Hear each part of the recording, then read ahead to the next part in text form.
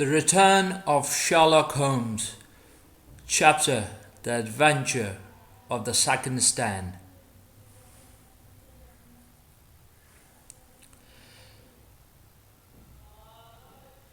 Those exploits of my friend, Mr. Sherlock Holmes, which I should ever communicate to the public.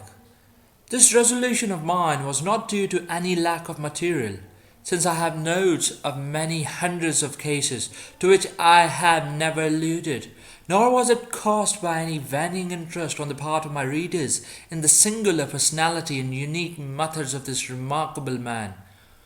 The real reason lay in the reluctance which Mr. Holmes has shown to the continued publication of his experiences. So long as he was in actual professional practice, the records of his successes were of some practical value to him. But since he has definitely retired from London and betaken himself to study and bee farming on Sussex Downs, notoriety has become hateful to him, and he has peremptorily requested that his wishes in this matter should be strictly observed.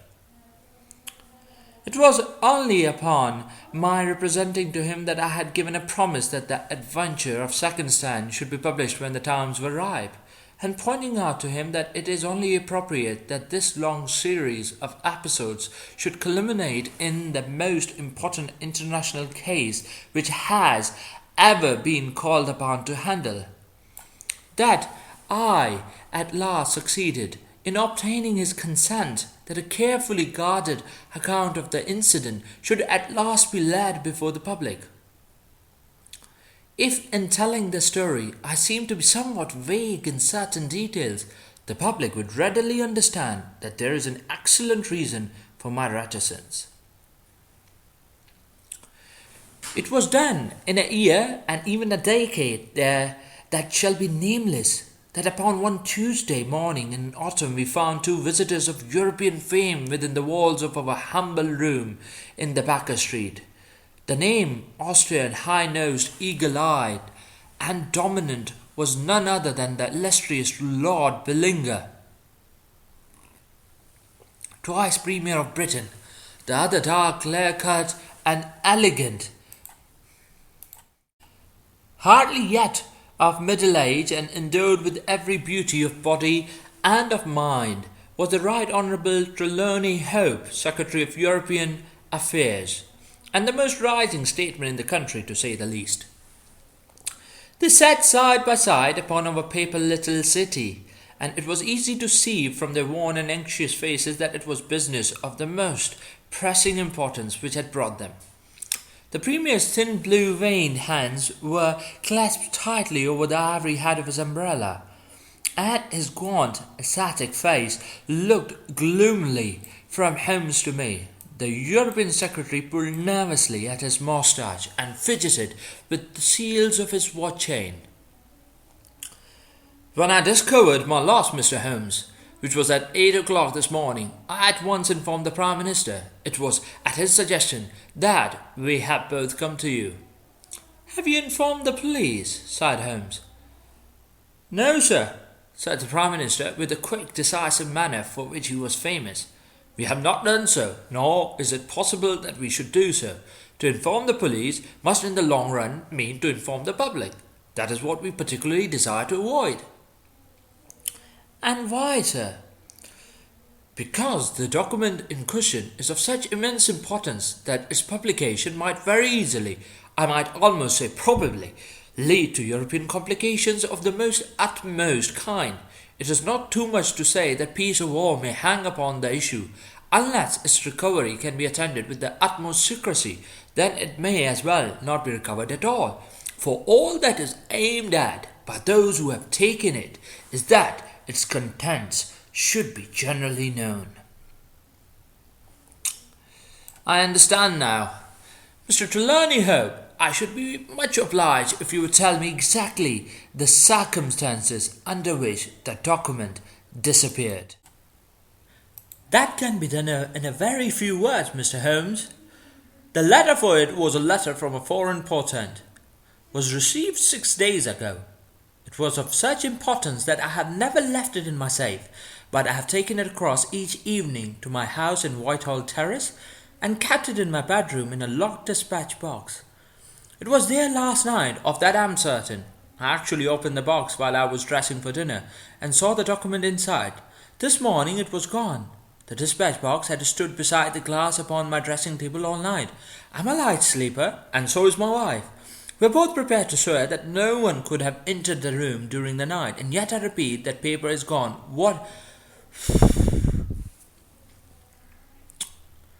What time did you dine? Said Holmes. 7:30. How long was it before you went to bed? My wife had gone to the theatre. I waited for her. It was 11:30 before we went to our room. Then for 4 hours the dispatch box had lain unguarded.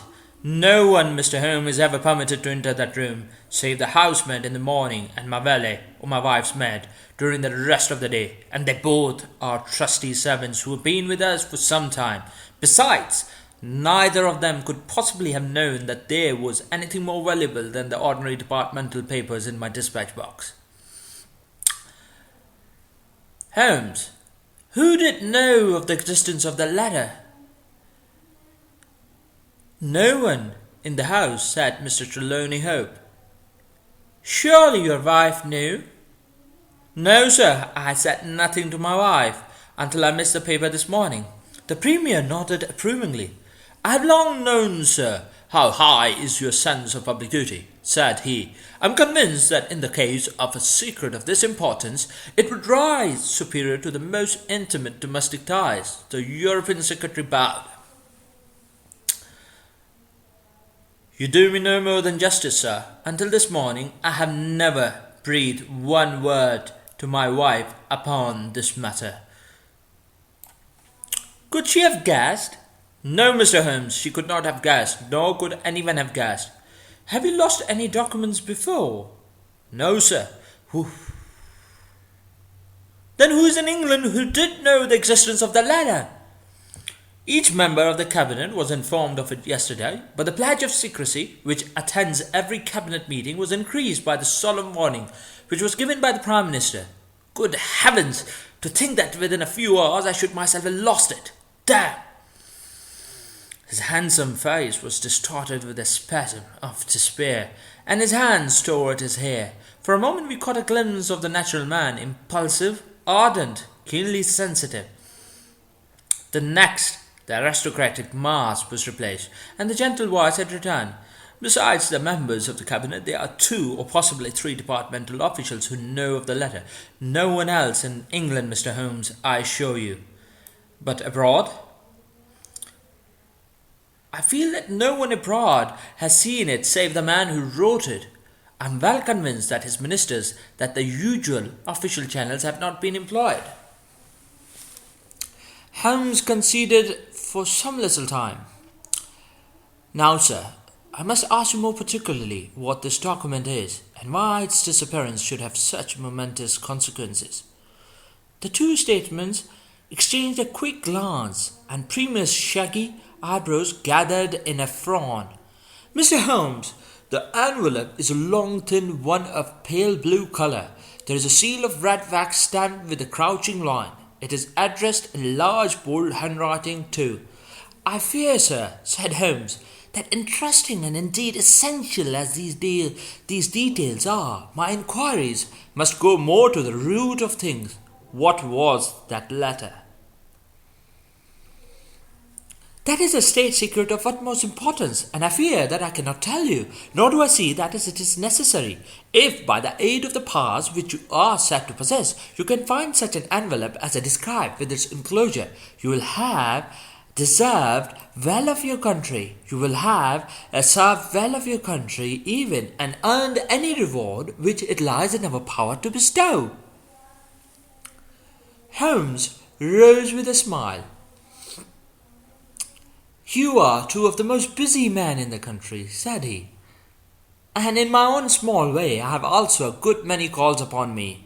I regret exceedingly that I cannot help you in this matter, and any continuation of this interview would be a complete waste of time.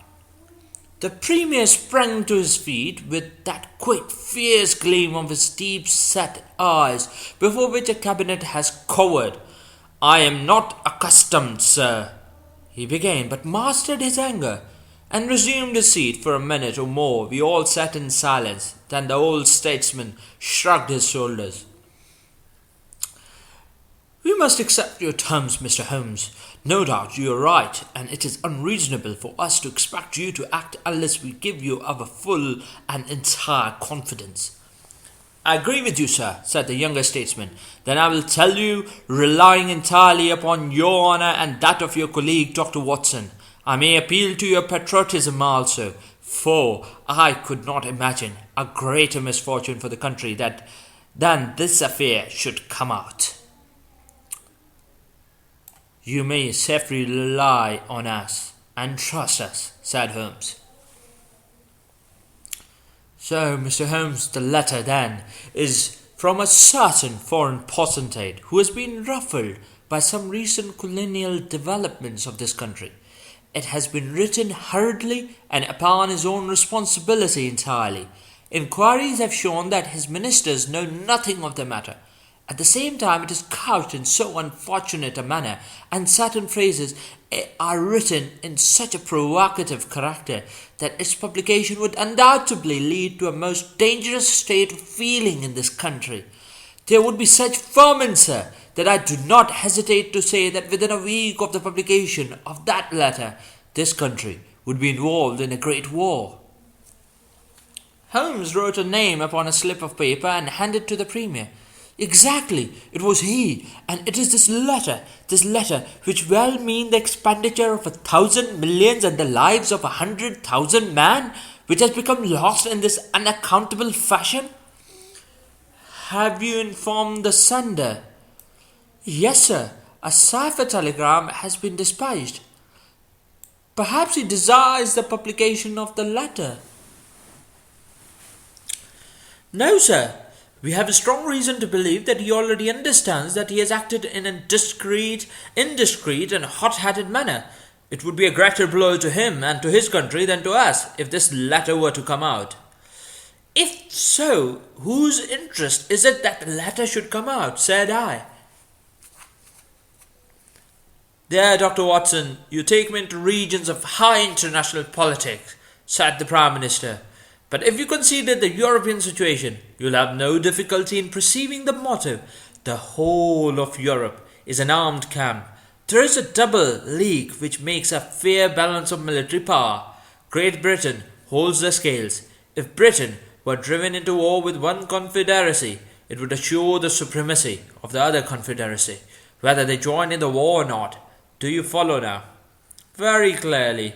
It is then the interest of the enemies of this pretend to secure and publish this letter, so as to make a breach between his country and ours, said Holmes.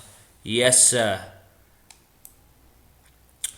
And to whom would this document be sent if it fell into the hands of an enemy? Asked I. To any of the great chancelleries of Europe. It is probably speeding on its way thither at the present instant, as fast as the steam can take it, said Prime Minister. Mr. Trelawney Holmes dropped his head on his chest and groaned aloud. The Premier placed his hand kindly upon his shoulder. It is a complete misfortune, my dear fellow. No one can blame you. There is no precaution which you have neglected. Now, Mr. Holmes, you are in full possession of the facts. What course do you recommend? Holmes shook his hand mournfully. You think, sir, unless this document is recovered, there will be war? I think it is very probable. Then, sir, prepare for war. That is a hard saying, Mr. Holmes. Consider the facts. Sir, it is inconceivable that it has taken after 11:30 at night, since I understand that Mr. Hope and his wife were both in the room, and from that hour until the loss was found out, it was taken. Then yesterday evening between 7:30 and 11:30, probably near the earlier hour, since whoever took it evidently knew that it was there and would naturally secure it as early as possible. Now, sir, if a document of this importance were taken at that hour, where can it be now? No one has any reason to retain it. It has been passed rapidly on to those who need it. What chance have we now to overtake or even to trace it? It is beyond our reach. The Prime Minister rose from the seat. What you say is perfectly logical, Mr. Holmes. I feel that the matter is indeed out of our hands. Let us presume, for argument's sake, that the document was taken by the maid or by the valet. They are both old and tried servants. I understand you to say that your room is on the second floor, that there is no interest from without, and that from within no one could go up unobserved. It must then be somebody in the house who has taken it. To whom would the thief take it? To one of several international spies and secret agents whose names are tolerably familiar to me. There are three who may be said to be the heads of their profession. I will begin my research by going round and finding if each one of them is at his post. If one is missing, especially if he has disappeared since last night, we will have some indication as to where the document has gone.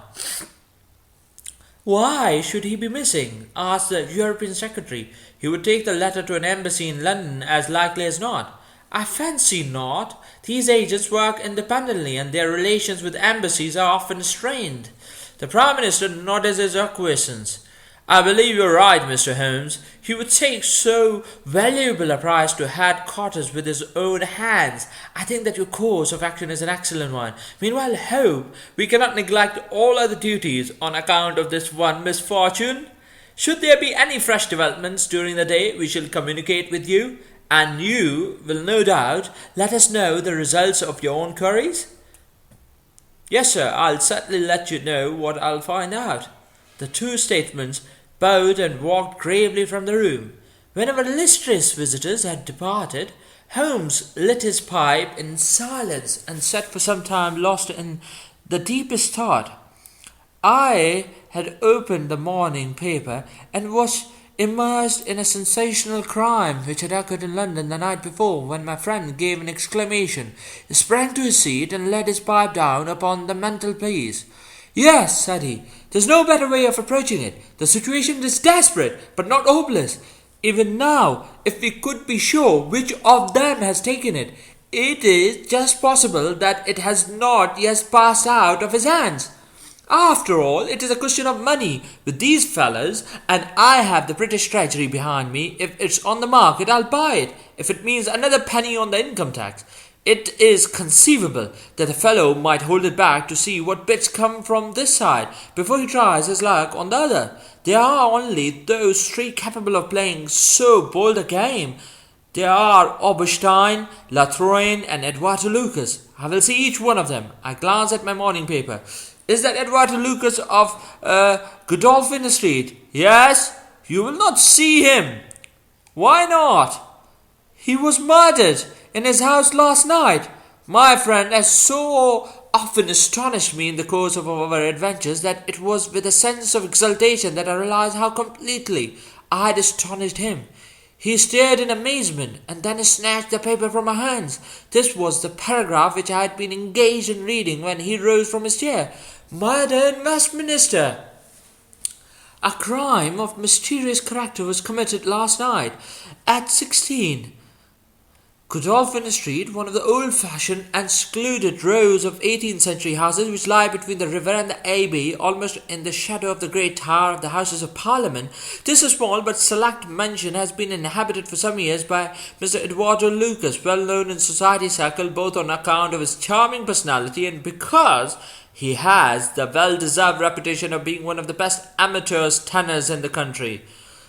Mr. Lucas is an unmarried man, 34 years of age, and his establishment consists of Mrs. Pringle, an elderly housekeeper, and of Mitten, his valet. The former retires early and sleeps at the top of the house. The valet was out for the evening, visiting a friend at Hammersmith. From 10 o'clock onwards, Mr. Lucas had the house to himself. What occurred during that time has not yet transpired, but at 11:45, Police Constable Barry, passing along Godolphin Street, observed that the door of number 16 was ajar. He knocked but received no answer. Perceiving a light in the front room, he advanced into the passage and again knocked but without reply. He then pushed open the door and entered. The room was in a state of wild disorder. the furniture being all swept to one side, and one chair lying on its back in the centre. Beside this chair, and still grasping one of its legs, lay the unfortunate tenant of the house. He had been stabbed to the heart and must have died instantly. The knife with which the crime had been committed was a curved Indian dagger, plucked down from a trophy of Oriental arms which adorned one of the walls. Robbery does not appear to have been the motive of the crime, for there had been no attempt to remove the valuable contents of the room. Mr. Edward Lucas was so well known and popular that his violent and mysterious fate will arouse painful interest and intense sympathy in a widespread circle of friends. "Well, Watson, what do you make of this?" I asked Holmes after a long pause. "It is an amazing coincidence." "A coincidence? Here is one of the three men whom we had named as possible actors in this drama, and he meets a violent death during the very hours when we know that the drama was being enacted. The odds are enormous against its being coincidence. No figures could express them. No, my dear Watson, the two events are connected. Must be connected. It is for us to find the connection." "But now the official police must know all." "Not at all. They know, they see. They know only what they see, Watson. They know and shall know nothing of Whitehall Terrace. Only we know of both events and can trace the relation between them. There's one obvious point which would in any case have turned my suspicions against Lucas. Godolphin Street, Westminster, is only a few minutes' walk from Whitehall Terrace. The other secret agents whom I have named live in extreme West End. It was easier, therefore, for Lucas than for the others to establish a connection or receive a message from the European secretary's household. A small thing, and yet, where events are compressed into a few hours, it may prove essential. Hallo! What have we here?" Mrs. Hudson had appeared with a lady's card upon her slaver. Holmes glanced at it, raised his eyebrows, and handed it over to me. "Ask Lady Hilda Trelawney Hope if she will be kind enough to step up," said he.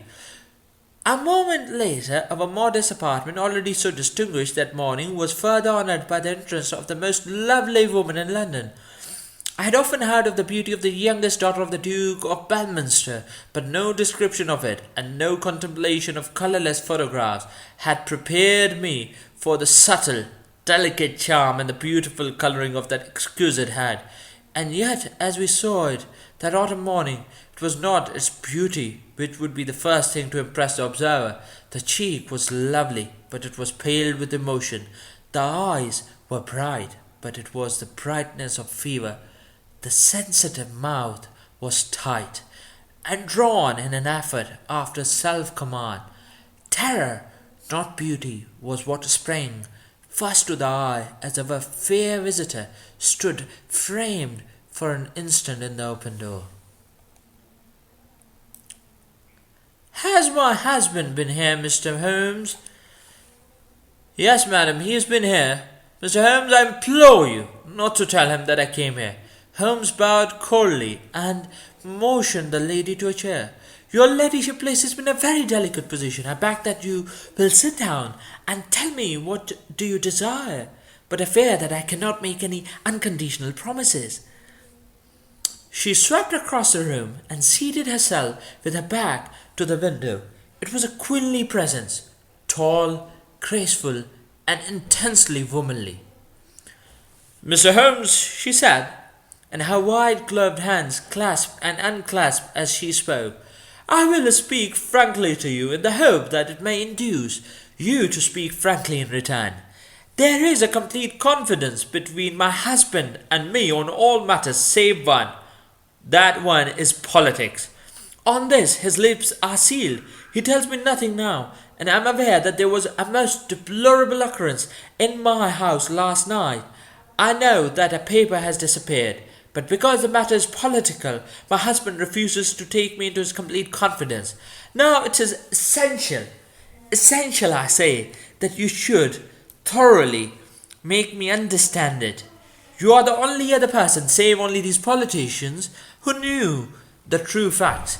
I beg you then, Mr. Holmes, to tell me exactly what has happened and what it will lead to. Tell me all, Mr. Holmes. Let no regard for your client's interest keep you silent, for I assure you that his interest, if would only see, would be best served by taking me into his complete confidence. What was this paper which was stolen? Holmes sat in silence and sprang to his seat.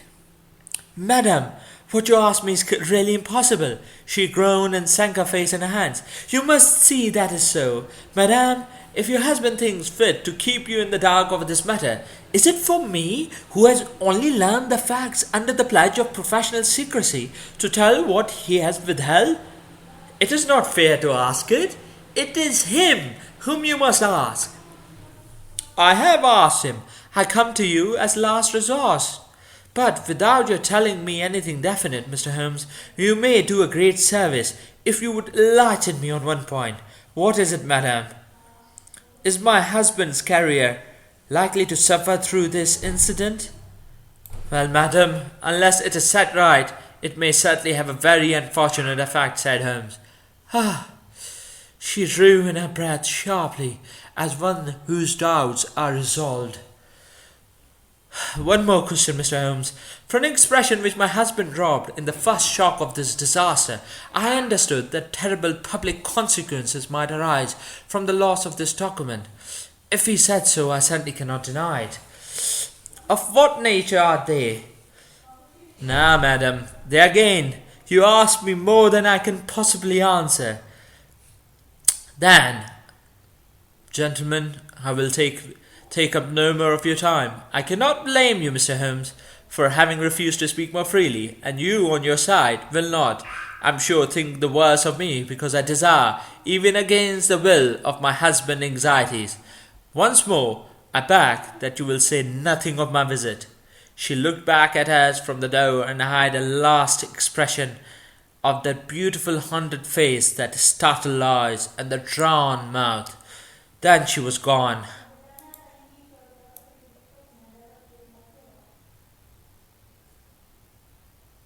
Now, Watson, the fair sex is your department, said Holmes, with a smile, when the dwindling frou-frou skirt had ended in the slam of the front door. What was the fair lady's game? What did she really wanted?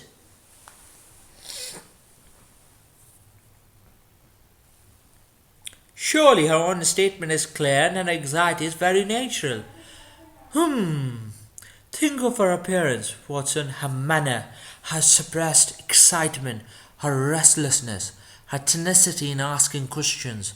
Remember that she comes of a caste who do not lightly show emotion. She was certainly much moved.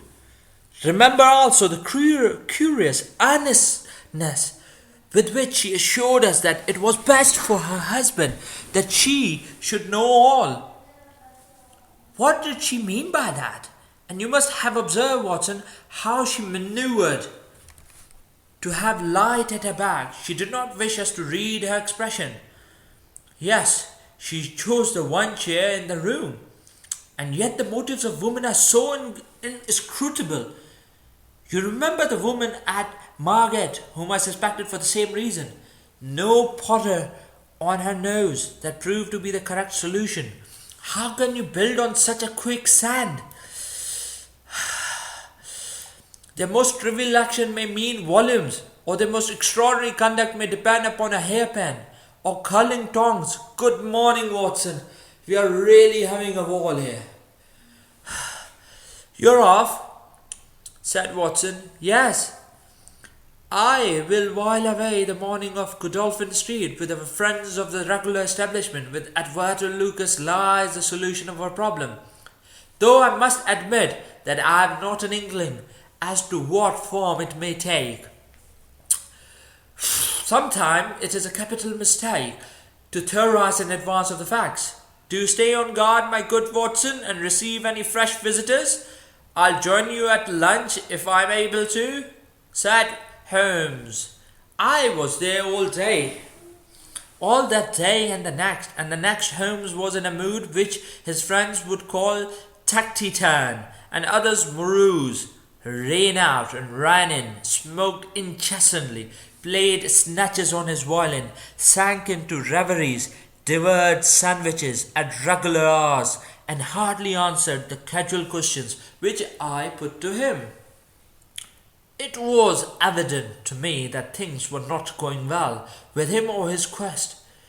He would say nothing of the case, and it was from the papers that I learned the particulars of the inquest and the arrest with subsequent release of John Meaton's, the valet of the deceased. The coroner's jury brought in the obvious wilful murder, but the parties remained as unknown as ever. No motive was suggested. The room was full of articles of value, but none had been taken. The dead man's papers had not been tampered with. They were carefully examined and showed that he was a keen student of international politics, an indefatigable gossip, a remarkable linguist, and an untiring letter writer. He had been on intimate terms with the leading politicians of several countries, but nothing sensational was discovered among the documents which filled his drawers. As to his relations with women, they appear to have been promiscuous but superficial. He had many acquaintances among them, but few friends, and no one whom he loved. His habits were regular, his conduct inoffensive. His death was an absolute mystery, and likely to remain so. As to the arrest of John Meaton, the valet, it was a counsel of despair as an alternative to absolute inaction. But no case could be sustained against him. He had visited friends in Hammersmith. That night the alibi was complete. It is true that he started home at an hour which should have brought him to Westminster before the time when the crime was discovered. But his own explanation that he had walked part of the way seemed probable enough in view of the finesse of the night. He had actually arrived at 12 o'clock and appeared to be overwhelmed by the unexpected tragedy.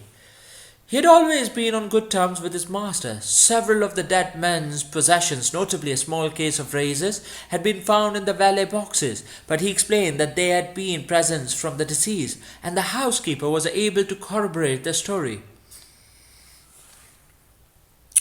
Meaton had been in Lucas's employment for 3 years.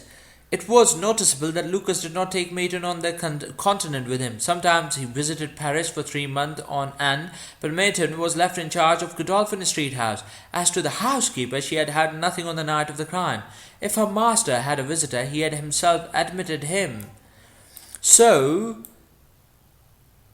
for 3 mornings the mystery remained, so far as I could follow it in the papers. If Holmes knew more, he kept his own counsel, but as he told me that Inspector Lestrade had taken him into his confidence in the case, I knew that he was in close touch with every development. Upon the 4th day there appeared a long telegram from Paris which seemed to solve the whole question.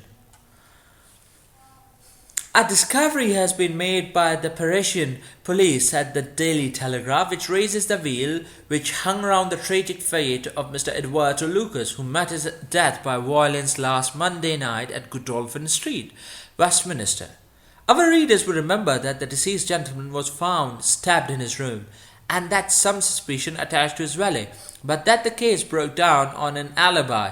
Yesterday a lady who has been known as Mim Henry Fourney, occupying a small villa in the Rue Austerlitz, was reported to the authorities by her servant as being insane.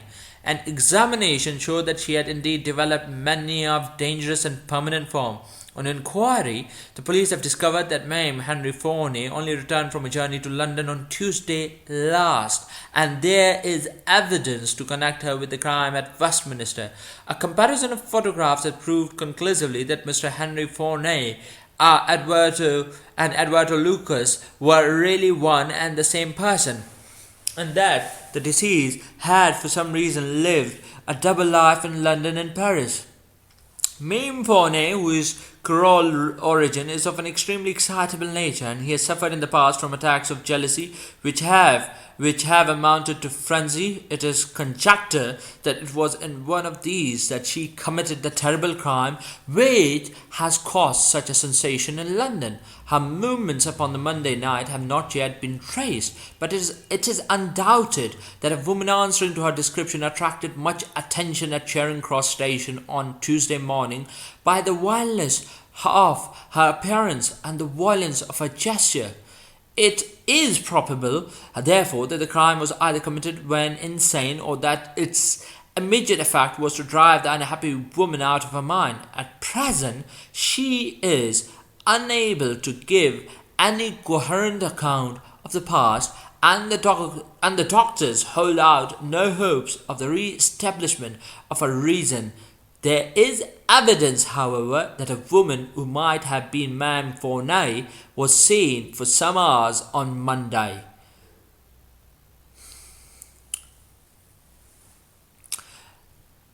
After reading it, I asked, "What do you think of that, Holmes?" I had read the account aloud to him while he finished his breakfast. "My dear Watson," said he, as he rose from the table and paced up and down the room, "you are most long-suffering. But if I have told you nothing in the last 3 days, it is because there is nothing to tell. Even now, this report from Paris does not help us much. Surely it is final as regards the man's death. The man's death is a mere incident, a trivial episode in comparison with our real task, which is to trace this document and save a European catastrophe. Only one important thing has happened in the last 3 days, and that is that nothing has happened. I get reports almost hourly from the government, and it is certain that nowhere in Europe is there any sign of trouble. Now, if this letter were loose, no, it can't be loose. But if it isn't loose, where can it be? Who has it? Why is it held back? That's the question that beats in my brain like a hammer. Was it, indeed, a coincidence that Lucas should meet his death on the night when the letter disappeared? Did the letter ever reach him? If so, why is it not among his papers?